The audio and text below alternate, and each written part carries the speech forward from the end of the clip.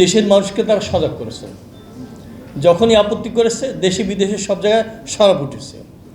যারা লেখক, চিন্তাবিদ, বুদ্ধিজীবী সবাই এক জায়গায় বলছে এক্ষুনি প্রয়োজন পিআর সিস্টেমে নির্বাচন হওয়া। এর জন্য দেখেন চায়ের দোকানদারের কাছে জিজ্ঞাসা করলে বলে দিতে পারবে যে পিআর সিস্টেমটা কী, যদিও অনেকে না বোঝার ভান করে থাকে। এর জন্য আমাদের স্পষ্ট কথা, জাতির স্বার্থে, দেশের মঙ্গলার্থে যে সকল দাবি করা হয়েছে আমরা আশা করব এই দাবিগুলো পূরণ করতে হবে।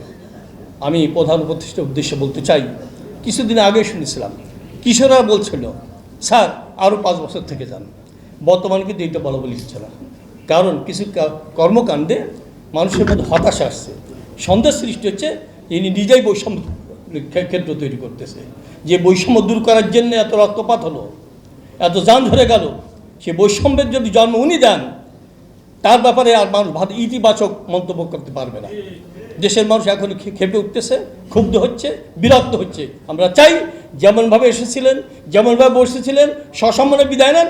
আপনি অপমানিত হয়ে, অপদস্থ হয়ে বিদায় নেন, এটা আমরা চাই না। এর জন্যে দেশের সাথে